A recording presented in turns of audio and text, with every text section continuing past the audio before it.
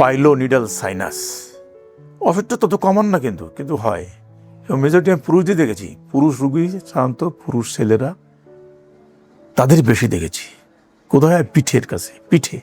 অর্থাৎ আমরা তো বসে থাকি, চেয়ারে বসে থাকি, আর উপরের অংশ যেটুকু অংশটা ফিক্স হয়, বাটকটা তো ফিক্স থাকে, উপরের অংশ তো নড়ে। আর তাদের পিছনে প্রচুর লোম থাকে, পিঠে প্রচুর লোম, বা মাথা পিছন থেকে চুলগুলো ভেঙে ভেঙে পড়ে। তখন ওই চুলগুলো ভাঙতে যখন নিচে চলে যায়, আর ওই যে নিতম্ব এবং বাটক এবং কোমরের যে জাংশন, বাটকটা তো ফিক্স, কোমরটা কিন্তু আপনার মুভমেন্ট হয়, হেলে দুলে চলি যখন আমরা, তখন কোমরটাই দোলে, কিন্তু বাটকটা ফিক্স থাকে এবং বসে থাকে, সাধারণত এটা বেশি হয়। চুলগুলো ভাঙছে, ভেঙে ভেঙে পিছনে গেল, যে ওখানে ওই যে চামড়াটা ফোল্ড পড়ে, ওই ফোল্ডের মধ্যেই এই চুলের ভাঙা চুলটা, ব্রোকেন হেয়ার, ভাঙা চুল ওই ফোল্ডের মধ্যে ঢুকে ওখান থেকে ক্ষতের সৃষ্টি করে। ওই ক্ষত দিয়ে আস্তে আস্তে শরীরের ভিতরে যেতে থাকে, আঘাতে থাকে, আঘাতে অনেক সময় ইনফেকশন হয়। ইনফেকশন হলে পুজ হবে, পুজটা বেরিয়ে আসে এবং দীর্ঘদিন ধরে ভোগে।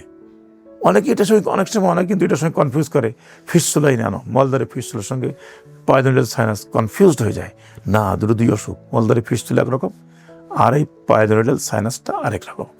পাইলাস নিডাস মানে চুলের বাসা বলে।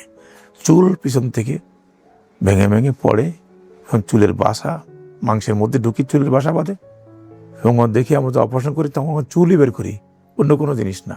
আর পুজ থাকে, অনেক সময় যে অ্যাকুট ইনফেকশন হয় তাহলে পুজ থাকে, ওই পুজ আমরা বের করে দিই, চুল বের করে দিই, সার্জারি করে দিই, তারপর আস্তে করে শুকায় যায়।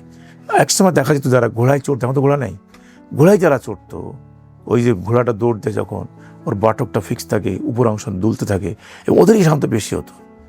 আর সাধারণত যারা মহিলার ক্ষেত্রেও দেখা যায়, তবে মহিলাদের সাথে পুরুষদের হওয়ার হার 4 গুণ বেশি।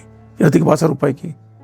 বাঁচার উপায় হলো, আপনি গোসল করার সময় পিছন দিকে কোনো চুল জমতেছে কিনা, পড়ছে কিনা, একটু পিছন দিকে দেখা যায় না, ওরা একদম নীরবে